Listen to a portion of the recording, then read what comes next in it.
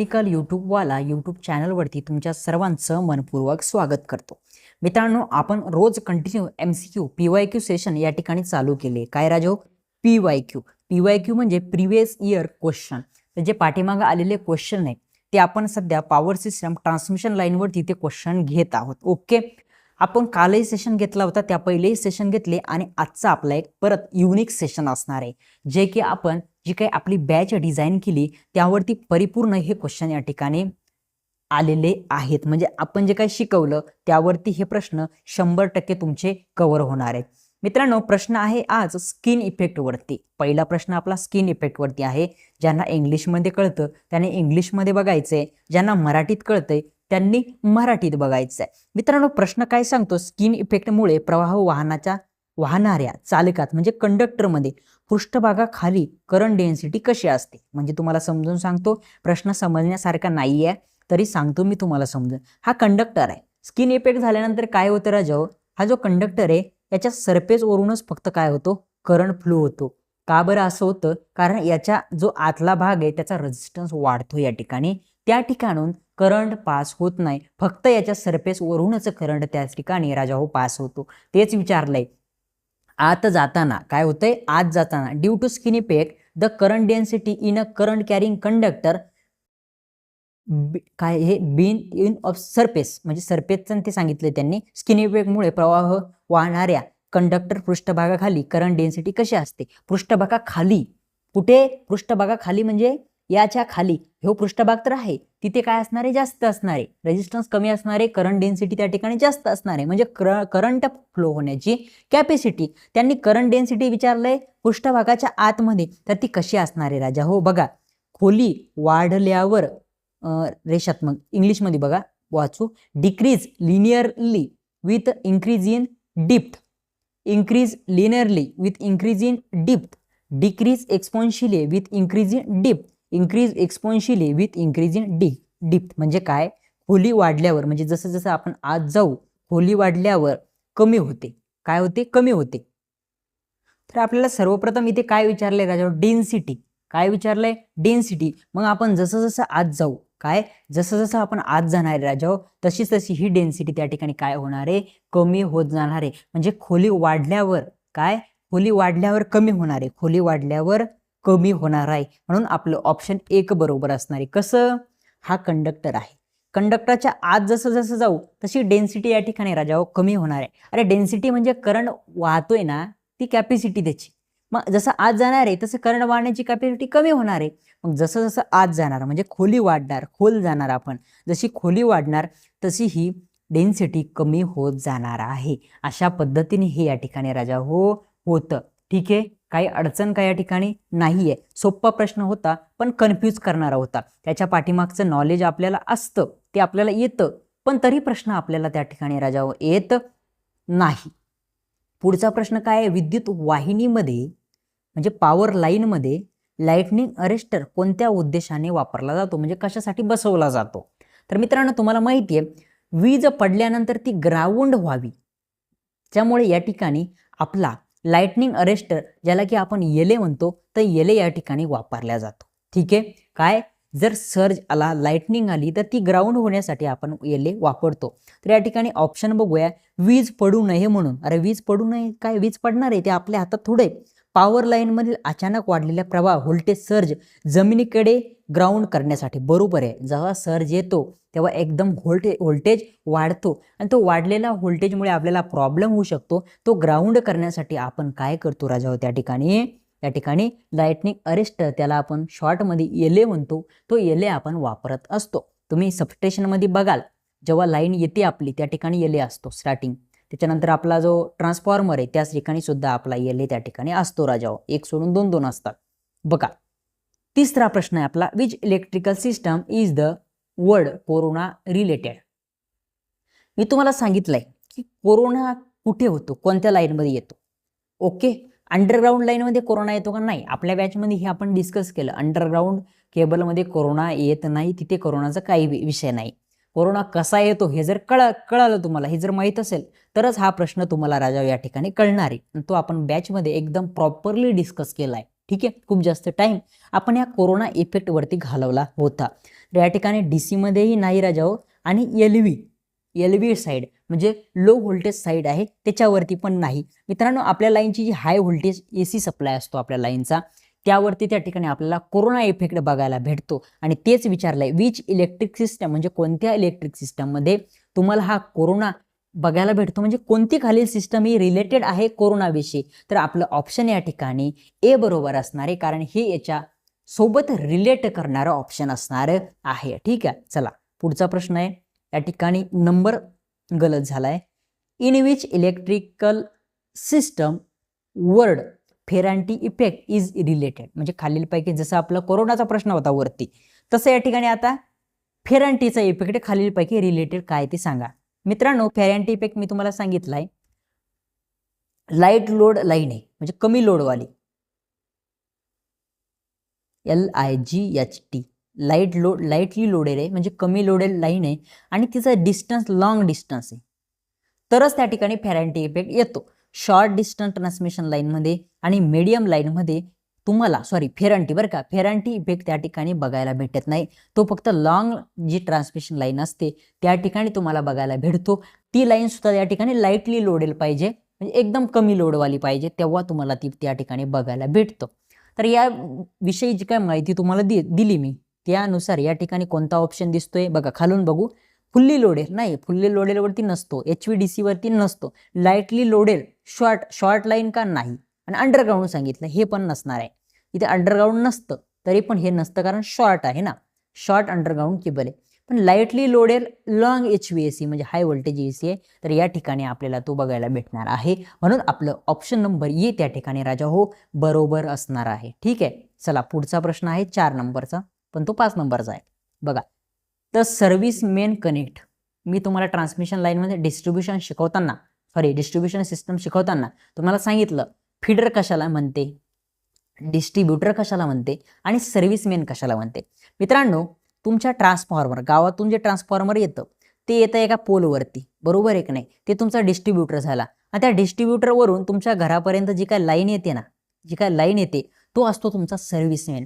तर तेच विचारलं या ठिकाणी, जो काही सर्व्हिस मेन आहे तो कोण दोघांच्या मध्ये कनेक्ट असतो, म्हणजे कोण दोघांना जोडण्याचं काम तो करतो, असा ह्या प्रश्नाचा अर्थ आहे. सर्व्हिस मेन कनेक्ट्स म्हणजे कोणाला कनेक्ट करतो, डिस्ट्रीब्युटर आणि कंझ्युमर, बरोबर आहे. ऑप्शन नंबर एक जे आहे तेच आपलं बरोबर असणार आहे. हा डिस्ट्रीब्युटर झाला आणि हा कंझ्युमर झाला, या दोघांना जोडण्याचं काम कोणी केलं राजा हो, आपल्या सर्व्हिसमेनने केलंय.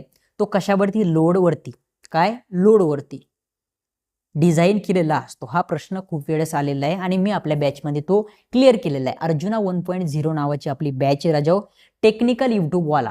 आपलं हे बघा, ITI बूस्टर प्लॅटफॉर्ममध्ये टेक्निकल युट्यूबवाला नावाचं आपलं ऍप्लिकेशन आहे, एक अशा पद्धतीचा सिम्बॉल आहे. हे ऍप्लिकेशनची लिंक आपण डिस्क्रिप्शनमध्ये दिलेली आहे. ते ऍप्लिकेशन डाउनलोड करून अर्जुना 1.0 नावाची बॅच तुम्ही एनरोल करू शकता. त्यामध्ये आपण ह्या सगळ्या गोष्टी डिस्कस केलेल्या आहे. त्याची फी असणारी फक्त 999 रुपये. आता सध्या तारीख वाढवू शकते आणि कमी होऊ शकते. ओके, तर या ठिकाणी बघा, मग तुम्हाला कळालं की सर्व्हिस मेन लोडवरती डिझाईन केलेली असते आणि ती राजा हो या ठिकाणी डिस्ट्रीब्युटर आणि कंझ्युमर यांच्या दोघांना जोडण्याचं काम त्या ठिकाणी करत असते. आता समोरचा प्रश्न बघूया काय सांगतोय बघा बरं प्रश्न. The highest voltage of transmitting electrical power in India. आता इंडियामध्ये हायेस्ट व्होल्टेज किती आहे, 765 kV आहे. 765 kVच्या लाईन आपल्याकडे आहे राजा, किती, 765 kVच्या. मग इथे हायेस्ट व्होल्टेजच्या लाईन विचारलाय कुठे, आपल्या इंडियामध्ये कोणती आहे. 33 kV ते एकदम नॉर्मल झालं रे आपलं, 66 kV पण आहे, 132 kV पण आहे, 400 kV पण आहे, सगळ्या लाईन आहे. पण त्याने हायेस्ट वाली विचारली ना, म्हणजे जास्तीत जास्त, तर ते किती आहे राजा. मग या ठिकाणी हायेस्ट एकदम सोपा आणि फुकटचे मार्क देऊन जाणारा प्रश्न आहे. 400 kV या ठिकाणी आपलं उत्तर असणार आहे. अरे 765 हायेस्ट आहे आपल्याला, मग इथे हायेस्ट 400 दिसतंय, मग ते मारा ना त्याचा ऑप्शन, बरोबर आहे की नाही. तो प्रश्न तुमचा बरोबर येणार आहे. चला पुढचा प्रश्न घेऊया. Which of the following is not desired property in a insulator. इन्सुलेटरच्या प्रॉपर्टी, मी पॉवर सिस्टम चालू झालं तर पहिले इन्सुलेटर तुम्हाला घेतलं होतं बॅचमध्ये, तर त्यामध्ये तुम्हाला मी सांगितलं होतं इन्सुलेटरच्या प्रॉपर्टी ह्या सगळ्या आहे, बरोबर आहे की नाही. मग त्याने इन्सुलेटरची प्रॉपर्टी खाली नॉट म्हणलंय, म्हणजे कोणती नाही आहे खालची ते सांगितलंय. लो डायलेक्ट्रिक स्ट्रेंथ हेच पहिलं आपलं उत्तर असणार आहे. डायइलेक्ट्रिक स्ट्रेंथ ही माणसाची नाही आहे, इन्सुलेटरची जास्त पाहिजे. ते खाली दिसेलच तुम्हाला, ते आपण डिस्कस करू. काय हे टेम्परेचर रेजिस्टन्स ठीक आहे पाहिजे या ठिकाणी बरं का, हे आपलं या ठिकाणी हे पाहिजे. मेकॅनिकल स्ट्रेंथ चांगलं पाहिजे आणि हे फ्लेक्झिबल पाहिजे. जर फ्लेक्झिबल नसलं तर नॉर्मल जर त्याला झटका बसला, तुकडा त्याचा पडू शकतो, बरोबर आहे का. नॉर्मल त्याला जर काही लागलं तर त्याचा तुकडा पडू शकतो. त्यामुळे तो फ्लेक्झिबल पाहिजे, मेकॅनिकल स्ट्रेंथ पाहिजे, टेम्परेचर रेजिस्टन्स वगैरे सगळ्या गोष्टी चांगल्या पाहिजे, रेजिस्टन्स चांगला पाहिजे त्याचा, बरोबर आहे का नाही. तर ह्या बरोबर आहे, 3 आहे आपले बरोबर आहे, म्हणजे ह्या प्रॉपर्टी आपल्या पाहिजे. पण डायइलेक्ट्रिक स्ट्रेंथ या ठिकाणी लो सांगितलं, हे आपलं नसावं आणि नाही आहे, नो वालच आपल्याला त्या ठिकाणी विचारलंय, म्हणून आपलं ऑप्शन ए या ठिकाणी बरोबर असणार आहे. आता आपण प्रॉपर्टी बघूया. हाय इन्सुलेशन रेजिस्टन्स त्याचा काय पाहिजे, जास्त पाहिजे. मेकॅनिकल स्ट्रेंथ त्याची काय पाहिजे राजाओ, जास्त पाहिजे. डायइलेक्ट्रिक स्ट्रेंथ त्याची काय पाहिजे, जास्त पाहिजे. तीच इथे काय लो डायइलेक्ट्रिक स्ट्रेंथ दिलं होतं, म्हणून ते चुकलंय आपलं, म्हणजे तेच आपलं प्रश्नाचं उत्तर असणार आहे. जर हे नॉट तुम्ही बघितलं नाही तर तुमचा गेम होतो. आणि नॉटवाल्या प्रश्न पेपरला आता तरी ट्रेंडिंग चालू आहे बघा, नॉटवाले नायदरवाले प्रश्न जास्तीत जास्त पेपरला विचारल्या जात आहे. त्याची प्रॅक्टिस तुम्हाला करायची आणि हे 80 to 90% चुकायचे चान्सेस असतात. ठीक आहे. It should not be pores म्हणजे छिद्र, त्या याला इन्सुलेटरला कोणत्याही प्रकारचं नॉर्मल बारीक छिद्र नसावं, जेणेकरून त्यात पाणी जाऊन त्याचा रेजिस्टन्स कमी होऊन शॉर्ट सर्किट होईल, आपल्या टावरमध्ये कोणत्या पोलमध्ये करंट उतरेल, असं ते नाही पाहिजे. ठीक आहे. मग त्याला पोर्स नॉट म्हणजे नसला पाहिजे. It should high safety factor तुम्हाला शिकवलं आहे मी, काय असला पाहिजे. सगळ्या इन्सुलेटरचे वेगवेगळे आहेत, म्हणजे जेवढे इन्सुलेटर आपण बघितले त्याचे सेफ्टी फॅक्टर 1.22 असे 1.5 हे वेगवेगळे ते मी तुम्हाला सांगितलंय. त्याच्यानंतर सेफ्टी फॅक्टर 8, 10 असे पण आहेत, ते पण सांगितलं मी तुम्हाला. आणि तो फ्लेक्झिबल पाहिजे, ते आपण या ठिकाणीच बघितलं होतं. ठीक आहे. अशा पद्धतीने हा प्रश्न आपला झाला. पुढचा आहे, what is the advantage of AC power transmission. म्हणजे AC पॉवर ट्रान्समिशनची ॲडव्हान्टेज काय ते तुम्हाला या ठिकाणी विचारलंय, म्हणजे चांगलं काय AC पॉवरसाठी. कोरोना लॉस इज निग्लिजिबल, अरे असतो बापा, कोरोना लॉस असतो, हे नसतंय म्हणतं. Due to the skin effect line resistance decrease. Due to the skin effect, बरोबर आहे. स्किन इफेक्ट जर आला तर लाईन रेजिस्टन्स डिक्रीज होतो का, अरे लाईन रेजिस्टन्स वाढतो ना स्किन इफेक्टमुळे, कारण या ठिकाणी जो काय आपला सप्लाय होतो तो फक्त याच्या याच्यावरून होतो, सरफेसवरून, आतून होत नाहीये. मग याचा रेजिस्टन्स काय होतो, वाढतो. पण यांनी काय सांगितलंय, कमी होतंय, मग हेही नसणार आहे. Stability and synchronization are good. त्यानंतर voltage can be step up and step down. त्यानंतर हे बरोबर आहे. आपण काय करू शकतो, AC पॉवर ट्रान्समिशनचं ॲडव्हान्टेज स्टेप अप आणि स्टेप डाऊन करू शकतो. त्यानंतर construction of AC transmission line is much easy and more cost effective. जे कन्स्ट्रक्शन आहे कशाचं, AC ट्रान्समिशन लाईनचं, ते काय सांगितले यांनी, जास्त महागड आहे. मी तुम्हाला सांगितलं हे तर बरोबरच आहे, हे बरोबर का नाही आहे. बाकीचे stability of synchronize are good नसतं बघा, त्यामुळे हे चुकलंय. आणि construction of AC transmission line is much easy.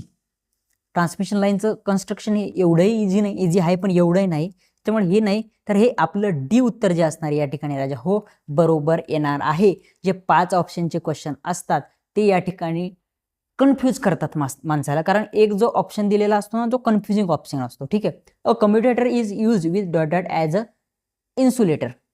काय, commutator is use with dot as an insulator. म्हणजे कम्युटेटर वापरतात कुठे, आपल्या AC जनरेटर म्हणजे अल्टरनेटरमध्ये, मोटरमध्ये आपला कम्युटेटर वापरतात. मशीन शिकवताना त्याची डिटेल मी कसा AC to DC करतो, DC to AC करतो, त्याला कसं काय रेक्टिफायर म्हणतात, ते सगळ्या गोष्टी मी आपल्या बॅचमध्ये त्या ठिकाणी सांगितल्या. ठीक आहे.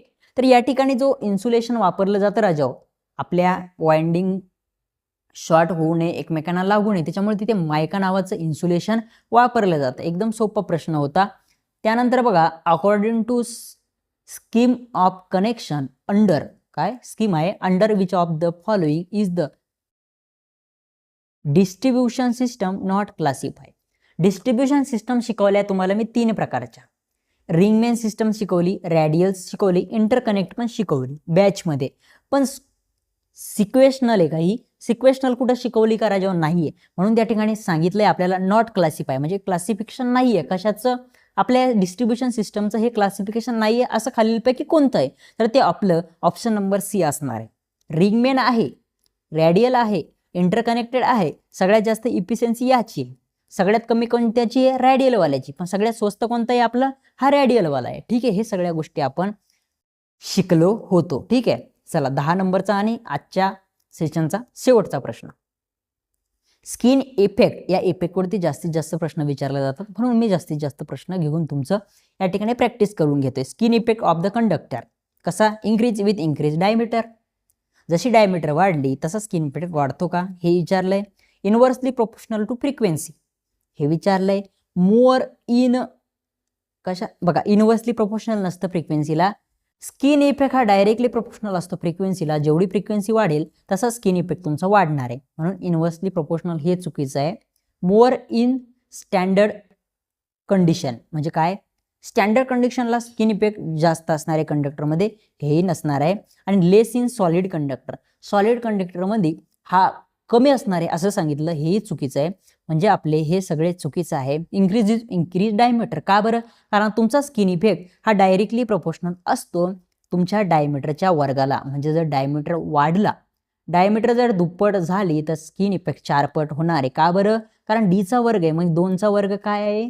4 आहे. मग तुमचा जर कंडक्टरची डायमीटर दुप्पट झाली तर तुमचा कंडक्टरचा जो स्किन इफेक्ट आहे तो 4 पट होणार आहे. म्हणून आपलं ऑप्शन नंबर ए बरोबर असणार आहे. Increase with increase in diameter.